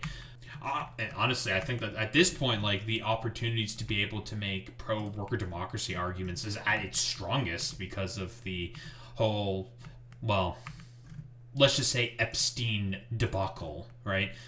Sentiment for billionaires to be able to make decisions for themselves. And honestly, like, for Elon Musk just being like a complete soy redditor, soy jacking fucking loser is like such a perfect encapsulation of, do you really want a guy like that to be able to make decisions for you and your fucking life? I don't fucking think so, personally, right? You know, it's honestly, it's like a perfect time to be able to make these arguments. All right, where was I going with this? Oh, right. A lot of the, like, do you really think that, that the United States of America, right, broadly speaking, has this sort of attitude where they believe that the capital owning class, the billionaires, the corporations, yada yada yada, the only reason why they have the ability to be able to make decisions with their money is because they are seen as, you know, the guys who can generate a lot of capital. That these are the guys who are very, very good at being able to sort of generate a lot of fucking goddamn money. When, honestly, I think anything else could be further from the case, considering the fact that we're bringing up Epstein again. A perfect counterexample of this is literally Leslie Wexner, billionaire owner of Victoria's Secret, gave the power of attorney to Jeffrey Epstein, who, again, the pedophile, sex trafficking entrepreneur, I guess, for lack of a better term, gave Jeffrey Epstein his power of attorney, and allegedly there has been millions of dollars, if not billions of dollars, of money that has been completely unaccounted for in terms of Leslie Wexner's wealth as a result of fucking Jeffrey Epstein having the power of attorney for Les Wexner. Policies enable are the most classic form of worker democracy, with workers guaranteed majority representation. We'll therefore note these down as entry number 1 in our bag of policies. So far, we've seen that notions of worker co-ops as inherently doomed to fail are demonstrably false. But I worry that advocates of worker co-ops can be uncritical in summarizing the evidence surrounding their benefits. For example, here is the channel's second thought. Co-op members often find themselves possessing a level of dignity and quality of life. One day I'll talk more about fucking second thought, but if we want to talk about people who are really bad fucking representations of fucking leftism, here's a motherfucker who is a really bad representation for pro-leftist fucking positions. That's second thought. Unattainable by traditional employees, along with high job stability and opportunities to develop new skills. And membership is open to anyone willing to accept certain responsibilities, regardless of discrimination they may face elsewhere. On top of all this, worker co-ops can be more stable than profit-driven corporations, reliably staying afloat in times of economic turmoil, which have become worryingly common in recent years. And here is the channel Loanerbox, in what is otherwise a very critical and highly recommended video on the subject. They are currently the fastest growing enterprise on Earth. Profit isn't their primary aim, which allows them... Back before Loanerbox decided to get completely fucking cucked by DGG. Guys, would you believe it if I said that Loanerbox actually made some pretty good fucking video essays? Yeah. Flex more effectively in economic downturns. They're less likely to fire workers during economic downturns. They're more effective at fostering social trust and commitment amongst workers. When companies are fully worker-owned, they're a third as likely to fail as traditional firms. Research from Canada found that co-ops had a 3-year and 5-year survival rate that exceeded the national average. And studies from Italy and Germany found that they're less likely to declare bankruptcy. Both Second Thought and Loanerbox are giving an accurate summary of the findings in the literature, which we also summarized earlier. But neither of them investigates the studies further to ask how generalizable the findings may be. Yeah, remember when I said I wouldn't be critiquing people in this video? I lied. Consider that most people in worker co-ops have often made a conscious choice to create or join one. This complicates things, as it implies that people in these co-ops could be what economists call a selected sample. These people may just be different to the rest of the population in their goals and attitudes. This selection is underscored by a fact we just learned. Co-ops are usually a small proportion of the overall economy, accounting for a single-digit percentage of employment, even in countries where they are relatively popular. That's there are true. also industries and places with high... It's going to be difficult to be able to make, like, generalized sort of statements, right? Based off of that alone, right? Because, let's be honest here, unlearning economics here is correct, right? What is essentially being said here is that, listen, those statistics are definitely right. The problem is the inherent sort of sample size that's being done here, right? In terms of traditional firms, the worker co-ops are a fraction of a fraction of a fraction in terms of the corporations that generally speaking exist, right? Like, that's not hyperbole, that's not cap, that's just like a fact. Period, end of story, right? Like, we can all just admit to that. It is what it fucking is. Listen, obviously I would prefer to have that change, but whatever. So to make like generalized sort of statements saying that, oh, inherently speaking, certain firms are going to be better than that of like traditional firms based off of this data, it's like, well, okay, to be able to make generalized conclusions like this is going to be inherently flawed because of the fact that we don't necessarily have enough of a fucking sample size in order to be able to, well, make those sort of like distinctions and arguments, right? Broadly speaking. Concentrations of worker co-ops, which makes it difficult to know whether the observed advantages and disadvantages of those co-ops just stem from their location, workforce, or industry. One Uruguayan study looked at firm survival rates and found that co-ops do have an advantage overall, but it's driven entirely by the service sector. They didn't have a disadvantage in any sector, they just perform the same as capitalist firms outside of services. Co-ops may deliberately target industries where they are more likely to succeed, as one paper explains with reference to a number of worker co-ops in the USA. Wages chose the green house cleaning industry because of its growing market, relatively high profit margin, low barriers to entry for low-income women, and health and environmental benefits. CHCA and Child Space chose industries, home, healthcare, and childcare, that employ a lot of people in low-quality jobs and where improving job quality would create a competitive advantage in the marketplace. Mondragon has chosen industries where existing co-ops could purchase a major portion of a new co-op's products or services. Maybe the relatively small number of people who decide to run their organizations as worker co-ops are highly motivated and buy into the idea of worker ownership. They know the industries that will give them trouble and avoid them to ensure the success of the co-op. That such co-ops are more likely to succeed than conventional enterprises actually isn't surprising. It could have little bearing on what would happen if we, say, passed a law requiring all firms to be worker co-ops. Such a law may include industries which are less suited to co-ops and people and organizations who don't care for or understand the idea. Worker co-ops would surely be less likely to thrive if the organizational form had been forcibly imposed on all firms, which is why I don't advocate such a policy. When are people going to learn? Democracy doesn't work! Given that worker co-ops have not been proven to be generalizable, which issues are likely to surface as we try to expand the practice? One novel approach we could take is to ask them. A problem which repeatedly comes up in interviews with all types of cooperatives is that they have trouble obtaining financing. Cooperatives in both Canada and the USA have identified this as a major problem, especially in the early years. The evidence isn't clear on whether worker co-ops in particular fare better or worse than consumer or supplier co-ops, but all seem to share characteristics which might deter external investment. Firstly, they are still a relatively rare and novel form of organization, which creditors may not be confident will return their investment. Secondly, co-ops have an explicit policy to center the interests of their members rather than investors, whereas capitalist firms are explicitly investor-owned. So that's a very, very good point. Like, a lot of it is just going to be inherent structural barriers for as to how the current form of economic production just exists right now within the United States of America and broadly speaking throughout the rest of the world, right? We do still currently exist under a capitalist sort of, I guess, a paradigm, for lack of a better term, right?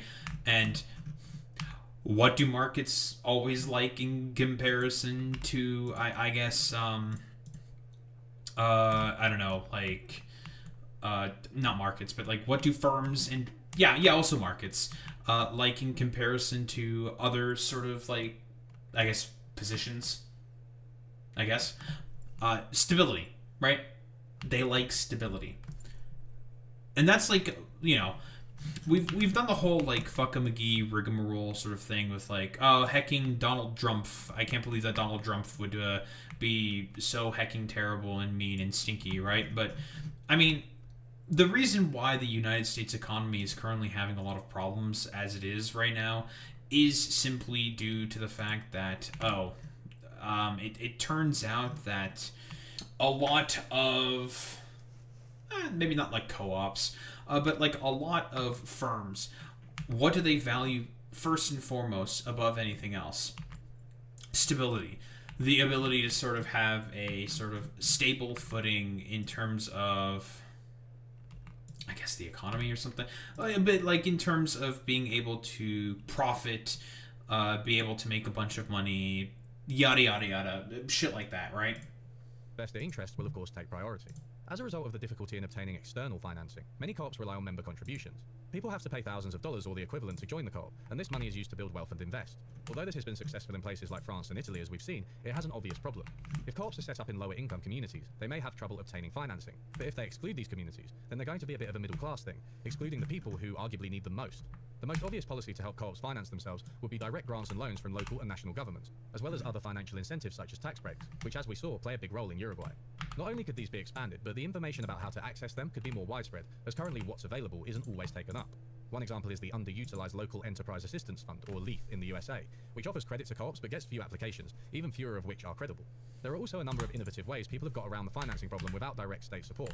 One option is to allow external shareholders... Wait, you're unlearning economics. Are you basically telling me that it's important to have a very strong sort of like, not social safety net, but it's very, very, very important to have a very, very strong sort of economic, not economic, but a very, very like good regulatory state in order to be able to help maintain these, or rather these like these businesses?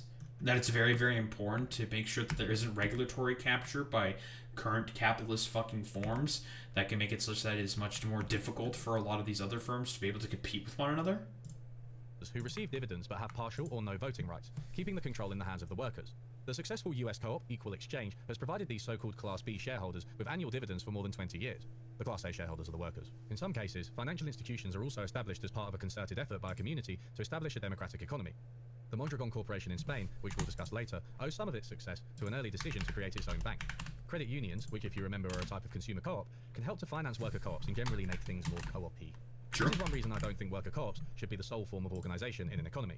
Consumer co-ops, supplier co-ops, and worker co-ops can all coexist and indeed complement one another, as Logan Yates explained. Aside from strikes, many 19th century workers' cooperatives were created to meet genuine social needs that made for business opportunities. For example, consumer cooperatives have sold goods competitively for over a century in the United Kingdom, lowering the cost of living for working families by returning a regular dividend to their member customers based on patronage. The consumer cooperatives encouraged the development of workers' cooperatives to supply them with goods. The cooperative model was also widely and successfully adapted to agriculture and to an environment in which farmers were accustomed to helping each other through catastrophes of every variety.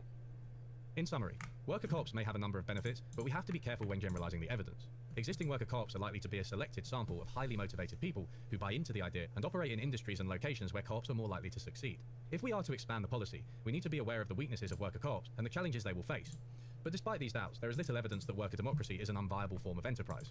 Policies which aim to extend community efforts, including funding, education, and raising awareness, can help to expand worker and other forms of co-ops pragmatically and from the ground up. We'll note these down as entry number 2 in our bag of policies. The good news is that there are also some benefits of worker democracy that are based on more reliable evidence, and we'll turn to these in the next section. The punchline of this evidence is that worker democracy is, wait for it, good for workers. Oh boy, being good for I had a job workers. in data entry at the office of Debenhams, a UK department store. 1 month in, I had a performance review, and at one point they asked me if I had any questions of my own. My only question was simple: what is my job? I knew the name of the company that it sold clothes and that I was entering data about them, but I didn't know why. This line of sight problem is where workers are disconnected from the fruits of their labour and lack an understanding of how the company fits together. Marx, of course, would have just called it alienation. Once I was informed that I was writing data for the Debenhams website, I naturally took a look at it. As a result, I understood much better how terrible the website was and how futile my efforts really were. That's probably why Debenhams is currently in liquidation. The line of sight problem means that workers may understand the company, affecting their motivation and ability to contribute to the broader goals of the organisation. It's the flip side of the problem in the undercover boss, where the people at the top have only a bird's eye view with little idea of how the company actually operates day to day. An area of research that speaks to the line of sight problem, though doesn't always call it that, is on employee stock ownership. These schemes entitle employees to shares in the company, which supplement their income through dividends or help them build wealth, often for retirement. In the UK, USA and Japan, stock ownership seems to be the most widespread. But these stock options may give workers ownership without giving them control. In some cases, they even entail what's called phantom stock, which doesn't give employees actual stock but ties their pay to the company's performance. Many studies have found that employee stock ownership by itself can boost the performance of a firm. I do have to say, like, this idea that, okay, because I've also been given, like, stock as well, by like differing sort of firms that I've worked for before. I'm gonna be quite honest, I really don't think it's like an effective fucking method to incentivize workers to be able to be more successful and wanting to contribute more to their fucking companies, right? Like, because like think about it this way, like if we're talking about people being able to participate within this sort of like general sort of economy, like what do people really want? Well, they want more money in their fucking pocket, and stock doesn't really do that for them in particular, right? Like it doesn't really make much sense in my mind why there's so much, like, I guess for lack of a better term, stock in wanting to have, giving stock, I guess, to like employees to make them feel like they are participating more and more within the structure of like the company. I'm not sure 100% if there's like some form of law or regulation that basically says that, oh, well, the reasoning for as to why employees are generally given stock by a bunch of different corporations, right, in like certain worker contracts or what have you, is purely just due for the fact that well, the corporation themselves gets a bit of a benefit here for, generally speaking, being able to give a bunch of, I guess, like, stock for their employees, right? Like, because if I were to take a guess, and this is just a random shot in the dark, my assumption is that that is the main reason for us to why a lot of corporations, generally speaking, rely on the structure of, well, we just give our employees a bunch of stock for a company, and it makes them want to participate more and more and more in the success of that company. When we, broadly speaking, we know that that's just not the case whatsoever. Like, it doesn't really change much of anything for most of the workers. In fact, I think it makes them like... Yeah, it's carrot and stick, but I honestly would argue, Boy Meets Minnie, that, yeah, it's mostly stick and there's not a lot of fucking carrot, right? Like, it's one of those things where it's like, well, in practice, it's supposed to be a carrot and stick model. But when in reality, it's mostly stick and there's not a lot of carrot, right? Like you're saying there. Increasing its productivity and survival rates slightly, but there's more to it than this simple finding. One study looked at firms in the USA, some of which use what the study's authors called shared capitalism, which includes stock options and other profit-sharing practices. The study finds that higher degrees of shared capitalism are associated with greater trust levels, information sharing, perceptions of fairness, and cooperation between workers themselves. The study also looks at the relationship of shared capitalism to harder outcomes like profitability and the likelihood employees will leave. Most interestingly, they investigate how these things are affected by the combination of ownership and participation, and this is important for the idea of worker democracy. There's quite a bit going on in this graph, so let's unpack it. On the y-axis, we have the outcome we are interested in, voluntary turnover, which is when employees leave the organisation of their own volition. Ideally, we want this to be low, though perhaps not zero. On the x-axis, we have a measure of how empowered employees are, using the index of trust, participation, and information sharing constructed by the authors of the study. The brown, or red, or whatever colour line that is, shows the effect of employee empowerment on voluntary turnover for firms with no shared capitalism, with the dotted lines representing the bounds of uncertainty. The black line shows the same for firms with a high degree of shared capitalism. For the firms without shared capitalism, greater empowerment has no effect on workers' likelihood of leaving, as shown by the flatness of the brown-red line. Perhaps this is because workers do not value greater responsibilities without ownership. But for the firms with shared capitalism, because again, if you feel like you have no stake or any ownership in your means of production, then what incentive would you basically have to be like, why do I have to feel like I'm contributing to any of it? It's like, if I were to like analogize it, right? Like, I think, for example, a big reason for as to why a lot of kids, right, generally speaking, like, feel like they don't want to participate within a lot of activities at school or whatever, or feel like basically school is like completely worthless, is because, well, for the most part, like,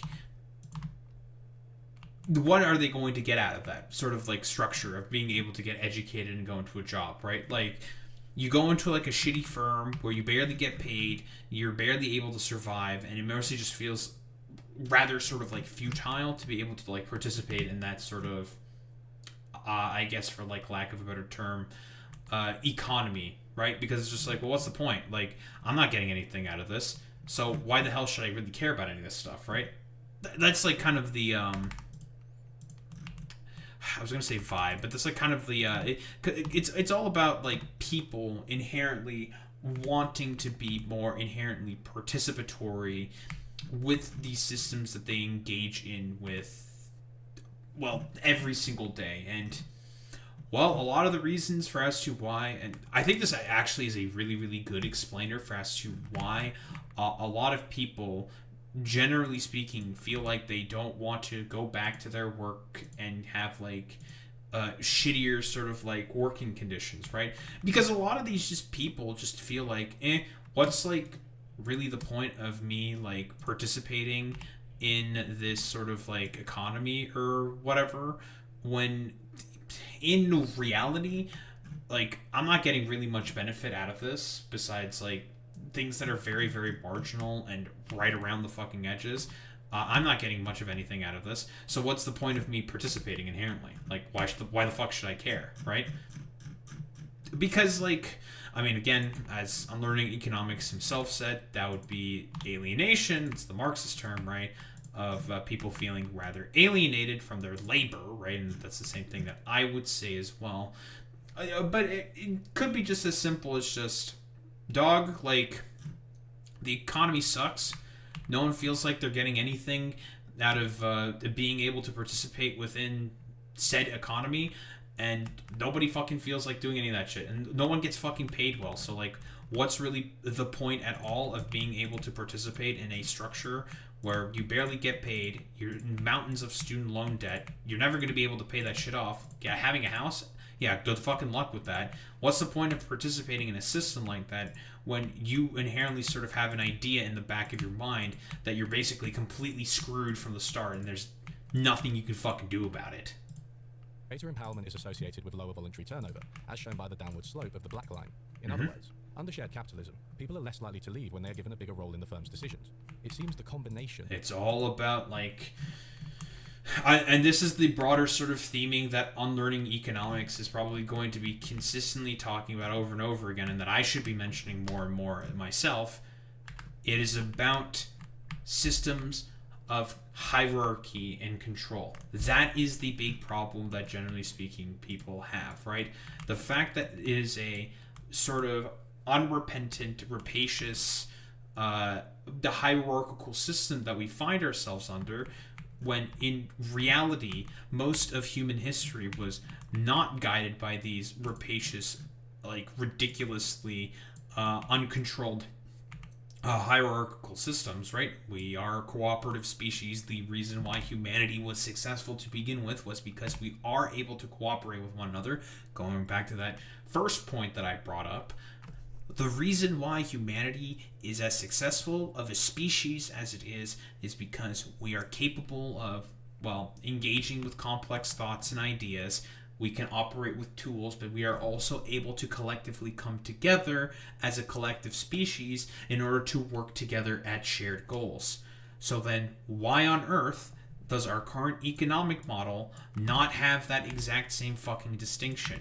It's almost as if there are certain people within power that have made it such that, oh, these are economic distinctions that are significantly more important to be held, and that is, oh, there has to be a certain hierarchical standard that must always be maintained, when throughout most of human history, it's something that just, broadly speaking, didn't really happen all that much. Of ownership through shared capitalism and of control through empowerment produces lower turnover rates than either one on their own. Merely owning stocks is not enough. You have to be able to take part in the running of the organization to make the ownership meaningful. The authors comment. Our interpretation is that employees may react badly to shared capitalism when they are closely supervised and not given the tools to improve performance. We want you to be inspired by the shared rewards, but we're still going to keep a close eye on you. In this case, the shared capitalism may be seen primarily as shifting financial risk onto employees. In addition, a measure of the firm's profit... That's such a good fucking point, by the way. And that always happens all the time with all of these fucking firms, right? Why accept any of the responsibilities for any of our terrible positions when there is a more, let's just say, quote-unquote, willing class of people who, guess what, don't have much say within our sort of firm, within our sort of like economic distinctions that we find ourselves under, and basically have to suck it up buttercup because guess what? They gotta be able to put food on the table. The return on equity does not seem to be negatively affected by employee ownership and control. Other studies have found similar effects, though of course I've simplified the findings slightly. One question you might ask is, how does this study account for the selection bias we were worried about earlier? Well, that's a good question. After all, it could be that firms which are generally more labour-friendly are just more likely to have shared capitalism, and it's this labour-friendliness, rather than the shared capitalism itself, which is driving the lower quit rates of employees. If that's the case, this isn't great evidence in favour of worker democracy. Well, every firm in the shared capitalism study was from a list of the 100 best places to work in the USA, so it's fair to say that every firm in the study has labour-friendly policies and a happy, motivated workforce. It's instructive that even among the most labour-friendly companies in the country, worker democracy is associated with better outcomes. Expanding share ownership rights and combining them with participation rights may be a practical path to worker democracy, especially in countries like the USA, UK, and Japan, where they are already more common and where ecosystems of worker co-ops like the ones in continental Europe are less prevalent. This was, I believe, also like I mean, this is like kind of a little bit of a tangent here, but I believe in Japan, Microsoft in Japan has been doing pilot programs into 4-day work weeks, and those have been producing a lot of very interesting results, right? More overall happiness amongst the workforce, more overall sort of energy amongst the workforce. They're willing to work harder because guess what? They're just more rested and relaxed and are able to, well, do more work as a result. was, in fact, the logic of former Shadow Chancellor John McDonnell's proposals in the UK for the 2019 election. We'll note this down as entry number 3 in our bag of policies. A second approach to account for Bag of selection is to policies. look at individual workers who change their employment between different types of firms. One study in Uruguay looked at pay and measures of inequality between what the study calls capitalist firms and worker-managed firms. This graph shows the mean to median pay ratio for capitalist firms over time, depicted in grey, and worker-managed firms, depicted in black. If the Wonder mean what is happened in median, 08. The average pay in the organisation is skewed upwards by those at the top, and doesn't reflect the pay of most workers. You can see that the ratio is above 1 for both types of organisation in every year, so those at the top are always paid more, even in worker-managed firms. However, the grey line is always substantially above the black line, so capitalist firms have a higher mean to median pay ratio, making them less equal than worker-managed firms. The panel data in this study also allows us to look at behaviour over time. This means that we can see what happens to an individual worker's pay when they change between the two types of firm. This is important because the worker is fixed, so any change in pay can't be explained by the fact that worker-managed and capitalist firms just employ different types of people. It seems that there is a slight pay boost on average for moving to a worker-managed firm, but workers at the bottom benefit while those at the top may even lose out. According to the study, the average worker will receive a pay rise in both absolute terms and relative to those at the top when they join a worker-managed firm. The flip side of this is that worker-managed firms may suffer from a brain drain as talented individuals leave to higher-paying firms. Another challenge for Right, worker because sometimes, like, a bunch of people are going to want to get paid more, quote-unquote, in order to have, like, oh, you know, I just want to get more money. Like, why should I have, like, I don't know, like, worse pay or whatever the fuck. democracy. A third and final approach to account for selection bias is to follow a given business and given set of workers over time to see how capitalist and worker-managed firms respond differently to changes in circumstances. What happens when there's a recession or just less demand for a particular firm's products? How does the organisation cope? Another Uruguayan study looked at how pay and employment respond for the different organisational forms. They find that when facing lower demand or recessions, worker co-ops are much less likely to fire employees, instead opting to reduce wages across the board. Co-ops therefore protect the employment of their members, while capitalist firms are happy to shed them to remain profitable. Maybe a deal has a point about the Oh yeah, we know about that sort of, like, that's such a good point, by the way, because very, very often, right, and guess who got affected by this? Me specifically, right? For example, during the, I think it was like overhiring that a lot of firms, generally speaking, did as a byproduct of going remote because of fucking COVID and everyone having to be forced inside. A lot of companies, what did they do?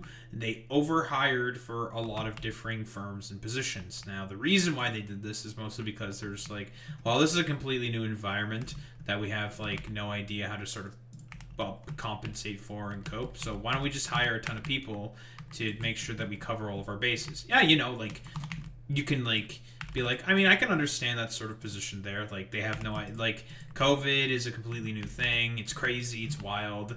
A lot of changes are basically being forced upon, like, firms for the express purpose of, like, well, there's a pandemic, there's a disease that's just like going around and just killing a bunch of people, blah, blah, blah, blah, blah. And no one can, broadly speaking, participate in the wider economy because, well, there's a global disease that's just ravaging the world right now, right? Like, not much you can really do about that one. And it's one of those things where it's just like a lot of firms did a lot of overhiring. And then when COVID started to, well, dissipate and go away, as it inevitably did, a lot of these companies, what did they do? They started immediately shedding all of the extra hires they did as a byproduct of, the unfamiliar environment that they were basically forced in, right? And it made it such that probably hundreds of thousands, if not millions of people's jobs just got instantaneously evaporated, owned within a couple of seconds. In my firm alone that I used to work for in the past, I believe 75% of its Canadian team for its networking team, let's just say, got basically canned. 75% of them. It was, I think, about a 16-person team. It was 12 of them gone instantaneously. The vast majority of like all the Canadians got, it was 75%. Yeah, it was that much, boy meets Minnie. And that was the first team that I was initially working for. It was called the Network Data Team, that I was initially working for when I was hired by this, well, large multinational IT conglomerate. It was where I was working before, right? And the first set of people was our team that went first. And it was one of those situations where it's just like, well, damn, like, not to say that like workplace democracy would have helped necessarily in improving that situation. I have no idea, right? Like this is we're talking about a corporation with like about 500,000 people working in it, right?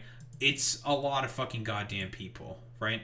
And well, it's one of those things where it's just like, well, it's kind of crazy that we have to sort of like think about like the fact that, I guess for like lack of a better term, we're basically getting like completely RKO'd or something because of like COVID. It's just like, I'm trying to think of what like the best term would be here. It's just unfortunate that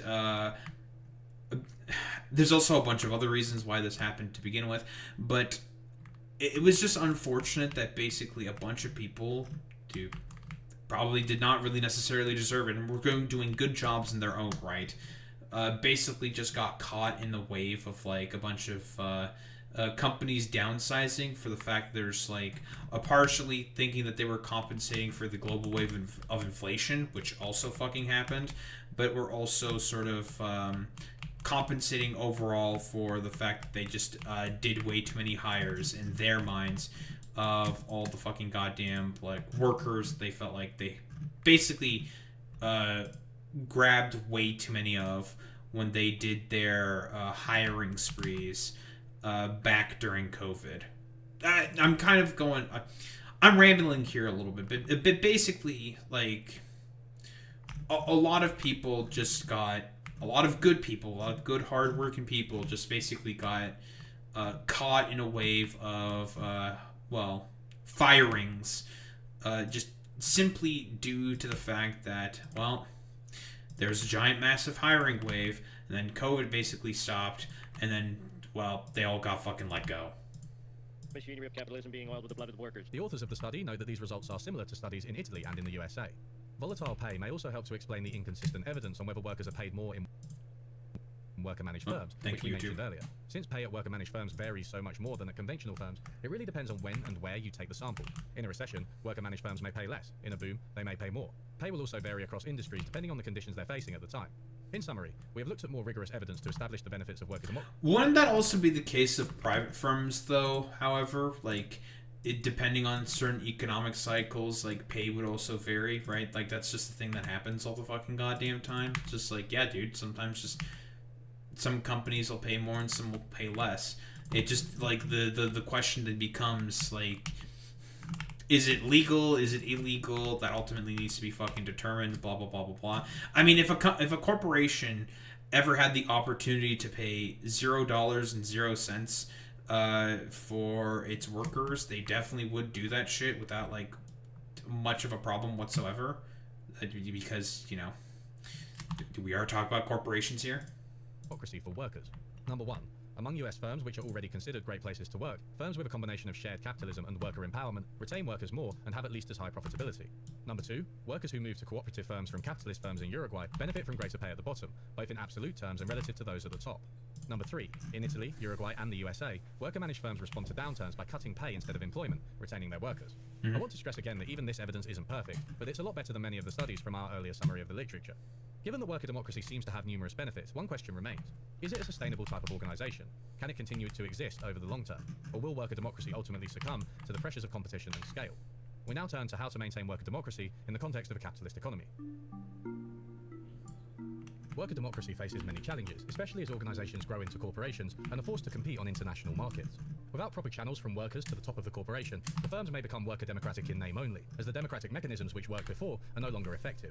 Share ownership and participation, which we discussed in the previous section, is one way of empowering workers in such a setting, but it may not be enough if workers do not have influence at the corporate level. In this part of the video, we're going to investigate two main cases. Firstly, the Mondragon Corporation in the Basque region of Spain. There's Mondragon. A case of worker representation on corporate boards that is common in parts of Northern and Central Europe. Both of these examples of worker democracy have serious issues in my opinion, but they hopefully highlight how we can hope to do things better. To start with the first one, Mondragon has long been held up as a shining example of worker democracy at scale. It grew from one co-op with 5 workers in 1956 to around 100 co-ops with 80,000 workers today. It stretches across a number of businesses including finance, manufacturing, retail, and knowledge, whatever that means. Earlier I spoke about the dangers of generalizing the benefits of worker co-ops from the selected sample of people employed by them. In his evaluation of Mondragon, Anders Asa Christiansen echoes these concerns. Given its beginnings, the conception of democracy in Mondragon has depended on a homogeneous group pursuing an agreed-upon common good. As Mondragon grew in size, it also grew in diversity. Members were no longer self-selecting adherents of cooperativism, and production required greater division of labour. Today, with a membership of over 80,000, a conception of democracy based on the common good cannot accommodate the diversity of interests that are found in Mondragon. There are many conflicting views between members of different cooperatives, between workers and management within each respective group. Christiansen argues that Mondragon's problems may stem from its attachment to a type of democracy based on participation and consensus, which only really works at the level of an individual co-op. Why? Well, okay, so they're just like, well, groups have much harder sort of like ability to be able to like communicate with one another, so therefore the whole structure needs to be inherently sort of like done away with. Wouldn't that necessarily sort of like depend on the sort of like structure? Okay, I'm probably not as like familiar with like how like Mondragon sort of like necessarily runs its firm in comparison to that of other sort of like corporations and whatnot. Like I can like make some fucking guesses and whatnot, but like the idea that Mondragon is, you know, the longest lasting like cooperative sort of I guess corporation, for lack of a better term, but is the most successful cooperative, and they seem to not be really having a lot of problems in terms of like economic shock and like whatnot. And now all of a sudden, like a bunch of dudes are just gonna come out of the woodwork and say like, well, you know, there may be a problem with like all these different councils that have to communicate with one another. It might be kind of difficult. It's just like, okay, like I mean, like part of me just wants to say like skill issue and just like learn how to fucking talk with one another, doofus. Like I don't know. According to this argument, democracy is most effective when relatively small groups of people are striving towards a common goal and can easily discuss and control the strategy of the co-op.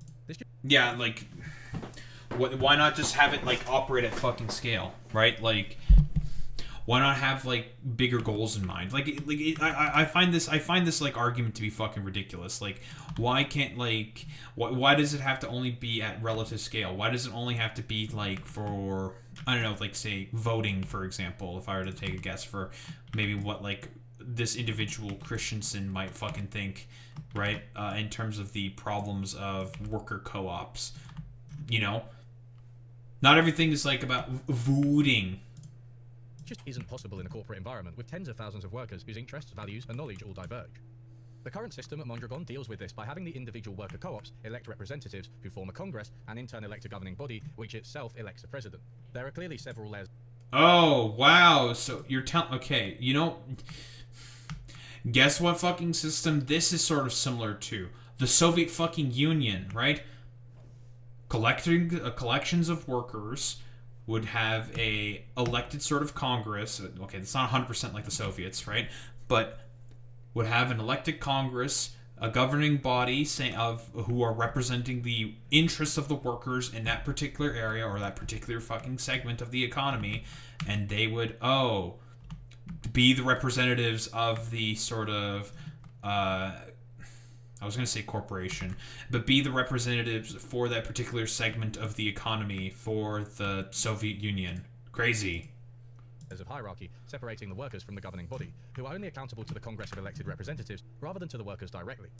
Members have complained that they are not listened to, and in one case, fewer workers said that they felt they were part of the firm than those at a comparable private company. It seems that the worker democratic model has come under strain owing to the pressures of international competition, the challenges of scale, and poor policy choices. For example, one of Mondragon's long-standing boasts was that it never laid off workers. Instead, they would relocate unproductive members of one cooperative elsewhere or reduce pay during hard times, in line with the studies we saw earlier. However, over the past few decades, Mondragon has seen a steady growth of contract workers who do not count as members of the organization and therefore do not have democratic voting rights. In 1997, members were 56% of the workforce. By 2007, that number was 29%. After the global financial crisis in 2008, no members lost their jobs, but thousands of non-members did. As a result, members have gone up to 40% of the workforce simply because so... Well, that seems like a particular problem then with just the hierarchical sort of structures and nature of sort of like capitalism. Now, obviously, sometimes you gotta do forehead what you have to do in order to survive, yada, yada, yada. I always see that particular excuse as like, honestly, basically as cope. I really don't like that sort of excuse, to be quite honest. the reason why a lot of corporations will still tend to corporation, right? And it is about maintenance of a particular like system of hierarchy and control. Not to say that like Mondragon is like the worst example of this. Obviously there are worse firms out there, and Mondragon obviously still has all of its fucking problems, but if ever given the chance to try to shirk responsibility and try to find workarounds that still benefit those at the top, a company or a corporation will always do that at every opportunity that it can. So many non-members were jettisoned from the organisation entirely, rather than because membership has actually been expanded. In a move that seems strange on its face, Mondragon has also opposed strikes and collective bargaining agreements from unions, sometimes banning them as a condition of joining. On paper, you wouldn't expect an organisation that is worker-owned and run. At most, you'd guess unions would become irrelevant, but they're being actively suppressed. There have also been work to rule strikes at Mondragon over the past few decades, a sure sign that the institution has become rigid and unresponsive to the workers. It can be argued that having non-members is a necessary consequence of expansion. Damn, if rights aren't constantly fucking fought for, right? I can only assume, right? And people become essentially complacent, it will always sort of like devolve back into the same sort of like hierarchical structure that Mondragon was mostly meant to, you know, take on and sort of be a critic of. Not to say that like Mondragon is supposed to be like the avatar of the I don't know, will of like all workers everywhere, for example. But I mean, it's the same thing with like civil rights, right? And like politics and whatnot. Like, if you're not constantly fighting for rights at every single turn and every single opportunity that you can get, they will always like inherently just disappear into nothing. As you have to cut costs and compete. But in Uruguay, which if you remember requires 5 out of 6 employees to be members by law, no such degeneration into conventional forms of employment has been observed. So perhaps some of these anti-labour practices are just bad policy choices rather than absolute necessities. Despite its problems, Mondragon still has a number of things to boast about. The majority of workers, members or otherwise, say they would rather work there than for a non-democratic organisation. As of 2014, the ratio of the highest to the lowest salary in Mondragon is about 20-1. This is a sizable ratio and far from its original ratio of 3-1, but it is still much lower than the average Spanish ratio of CEO to worker pay, which is 143-1. In any case, Mondragon needs to evolve. As Christensen points out, Mondragon's elections are not really competitive, since there is no party competition at each cooperative, a system Christensen likens to elections in China. Representatives do not bring radically different approaches or compete to attract workers, and changing this would help to make democracy more than just a fig leaf. My question would then be, why does that necessarily matter, right? Like, sure, that could potentially be an issue. I don't disagree with that. But sometimes it could just be because they all have a bunch of sort of like broader general sort of consensus with the positions, right? They can just be like, well, it could just be because it's like, oh, broadly speaking, everyone is just kind of in agreement with the sort of positions that are being sort of like represented by the presidents of the fucking co-ops, right?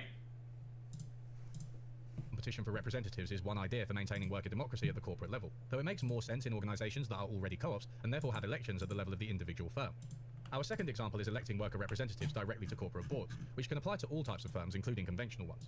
Board representation is often thought of as a compromise between the demands of competition and the interests of workers. Better integrating worker knowledge into the running of firms by having them on boards has long been a feature of many European social democracies. I've repeatedly stressed that the existing evidence on worker democracy isn't quite where we'd like it to be. There are few studies that manage to do away with all the messy confounders we've been worried about throughout this video. Early evidence on board representation suffered from a similar problem. However, unlike the results we've seen for worker co-ops, the literature was unable to reach a consensus, with different studies finding different effects of the practice on productivity and profitability. 2 recent papers give us much more definitive evidence on the effects of worker board representation. One investigates the policy in Germany, where they partially abolished board representation. The other investigates it in Finland, where they introduced the policy. As we mentioned at the start of this video, your typical capitalist firm, shown on the right, has the shareholders elect a board, who hire and supervise executives, who in turn manage the workers.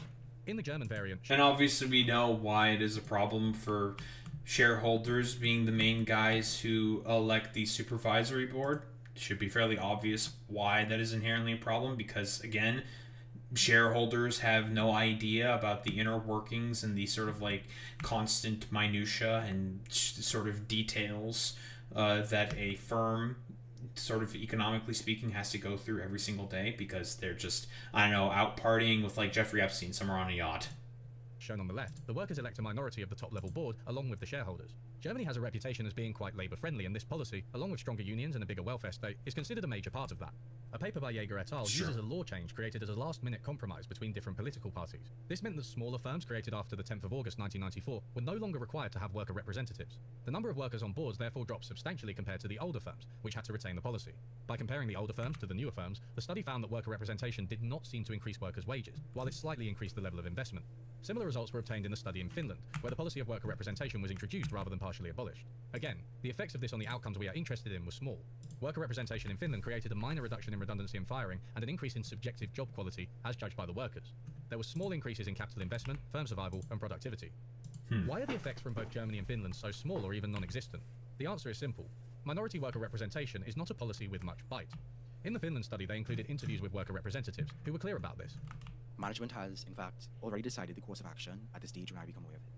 At that point, it is virtually impossible to influence the big lines anymore. Maybe you can say your words and negotiate on some details. I have a feeling that I cannot influence the company's decisions. Things cannot be influenced before decisions are made. They are only information about decisions already made. Historically, social... Oh, whoa, you're telling me that basically, if ever given the opportunity or the option, if a sort of, shareholder, quote-unquote, can just make a particular decision that's not going to be beneficial to that of the workers, and they'll only just focus on their own particular interests instead of the benefit of that of the worker. Well, I'm shocked, guys. Social democratic parties in Germany actually opposed minority board representation as giving too much away to the interests of capital. Knowledge sharing and worker-friendly policies are already features of both countries. Perhaps board representation is a reflection of a political environment with more cooperation between labour and capital, rather than a policy which has drastically shifted the relationship in favour of labour. Recall my original reasons for advocating worker democracy. 1. Workers can harness their collective knowledge to make the running of the firm more effective. 2. Workers can use their political power to make sure the organisation is run with their interests at heart. It seems that minority board representation only manages the first of these at best, and it illustrates the limits of worker participation without sufficient worker power. Going back to the undercover boss, the show culminates in them changing policies and gifting individuals they met during their time as a worker. The idea is that because of their exposure to the workers, the boss will now implement better policies, not unlike the rationale of minority board representation of workers. Television is television, but I'm always struck by how stingy and individualistic the bosses end up being with their gifts. They tend to shy away from structural changes, preferring to give the workers they met a holiday, while the broader solutions they do offer are limited at best. Well, I mean, we all know why that's the case, right? Because, first off, I assume the show, and not that I'm having contention here with unlearning economics here. I'm not. Just to be rather clear. It's because in reality, with like a lot of these with shareholders, with bosses, they want to maintain their position within the hierarchy, broadly speaking, right? They want to do everything possible in order to maintain their own positions, their own power, and, well, shit like that. Duh, obvious, forehead. Whoa, Daho, thank you for saying the extremely, extremely fucking obvious. Very, very fucking cool. All right, and we can all, broadly speaking, acknowledge why this is, generally speaking, the case. Because, again, the gravy train is good, it's beneficial for themselves and also the shareholders, so why interrupt that at all whatsoever? If they are the main guys who can benefit from all of this, they generally speaking will, right? Like, it would be against their active sort of, class interests. There's that fucking Marxism bit coming in all over again. You're telling me, Daho, that, the bourgeois will do basically everything possible in order to maintain their own interests at all times, every single time? Oh, what a shock. Tough to do this job with back pain. Oh yeah, and they will never give into systemic sort of critiques, and will do basically anything to maintain their own power at all costs. You'll see a lot of people hobbling around on the ramp whether they've got busted knees or busted backs, but you just keep on trudging. What I'm going to do is arrange for a physiotherapist to be at the hub twice a week to begin with. Wow. We'll see what the demand is like. So guys would really appreciate that. Hey, dickhead, why don't you reduce the amount each worker is expected to deliver in a given time? Maybe by hiring more workers? Stop the back pain from occurring in the first place, instead of slapping a plaster on what is a chronic and debilitating condition. One more, which is my favourite. On learning economics, are you telling me that at any point in time, a band-aid solution that can be put on a fucking gaping wound, if that is always an option that these people can choose, they will always choose that every single time? No, what a shock. desperate, as this is the only thing the boss gives this woman, who he clearly doesn't like. It's pretty clear to me that you need a team of people that will break the rules that you are currently constrained by. What I'm going to propose is that I send you off to the reputedly land of customer service excellence. You go across to Phoenix, Arizona, where our call center is there, for a few days. Bring back some ideas. That's really nice. Alright, I think this guy was particularly stingy even by the standards of the show. Bro, imagine your fucking reward for bringing up problems with your fucking firm is like, you know what? We're gonna send you to Arizona. Honestly, if I were her, I'd be like, what the fuck is that, bro? Why the fuck are you sending me to Arizona? A blighted fucking goddamn wasteland. What the fuck is that, dude?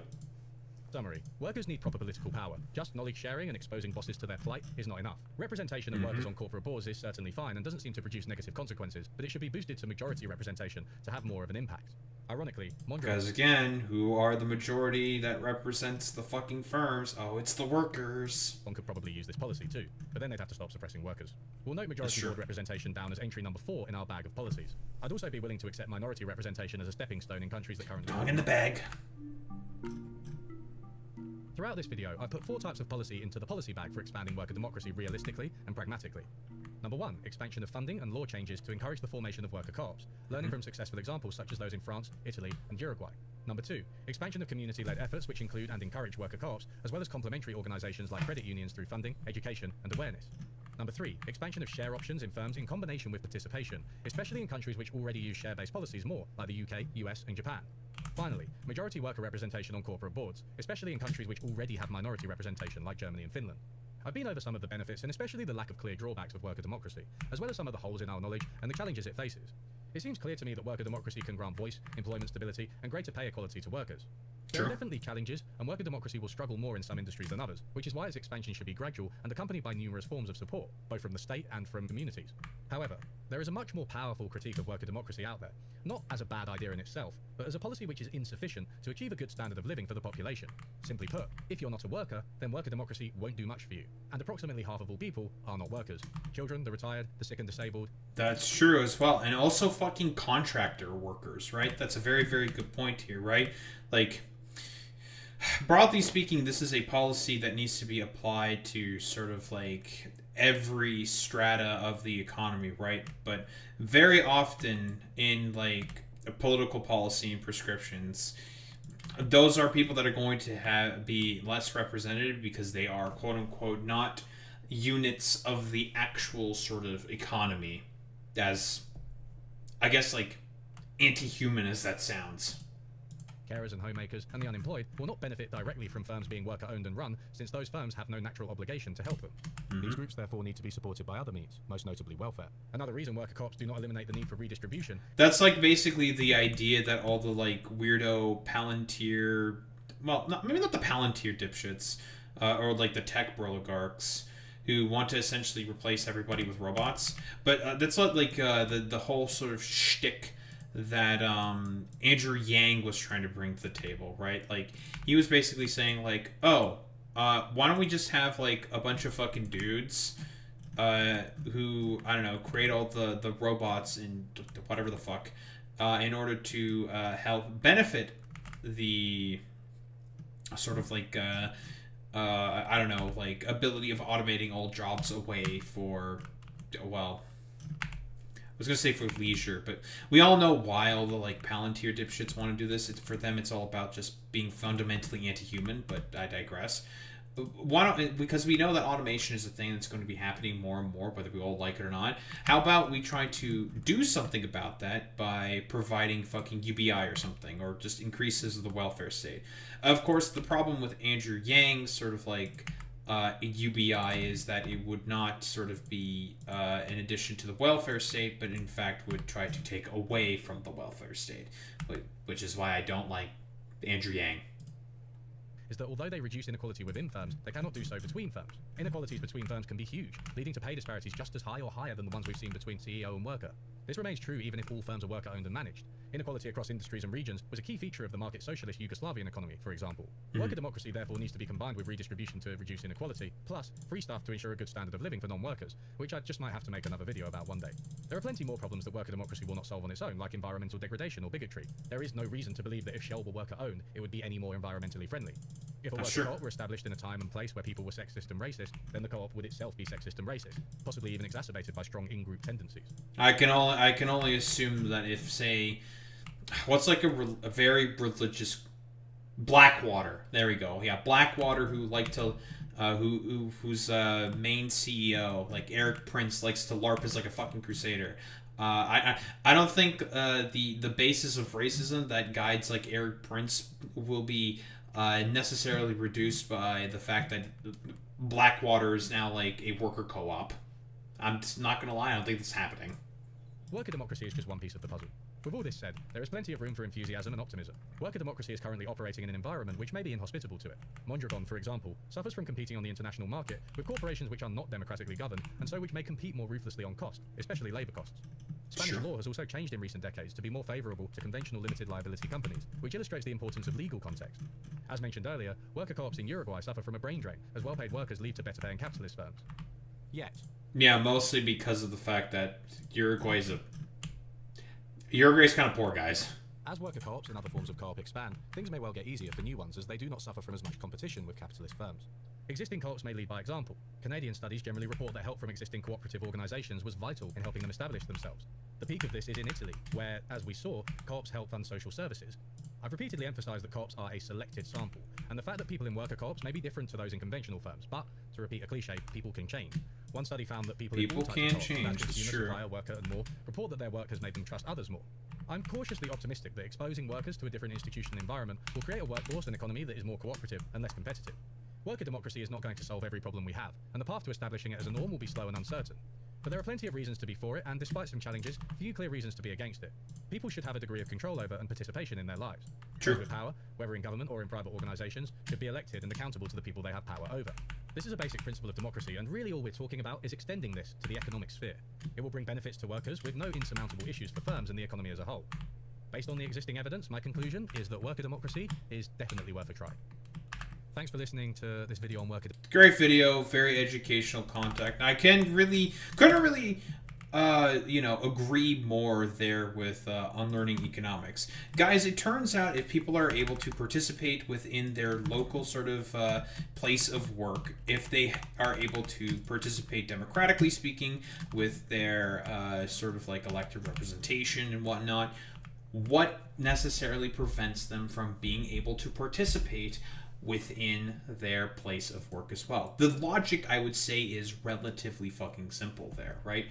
What, like, logical through line is necessarily being interrupted there, right? Like, if you can participate within democracy, and it's the exact same argument that I made earlier, what necessarily stops you from being able to participate in the workplace, right? Because as has been said before here, fundamentally speaking, the structure that currently exists right now is inherently authoritarian, right?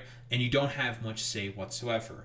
You get your orders from on high, from your middle management, who also gets more orders from their management, who gets orders from, well, their management and whatnot as well, right? Even higher echelons of a company.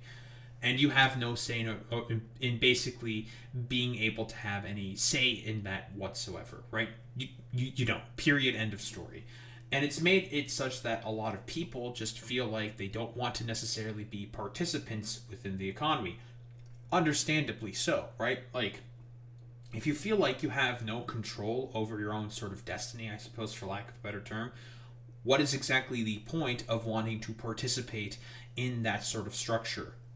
You wouldn't want to participate in that, now would you? Makes perfect fucking sense. And I would say that, broadly speaking, worker democracy is a pretty effective method at being able to handle that and sort of mitigate that sort of problem. But yeah, great video there by Unlearning Economics. Certainly learned quite a bit there about worker democracy. And it's mostly a lot of the same positions that I've shared before, talking about what inherently needs to be dismantled and what a lot of socialists, broadly speaking, talk about when they mention a lot of the problems with capitalist forms of economic production. The biggest problem, generally speaking, is the fact that firms are basically lords over you.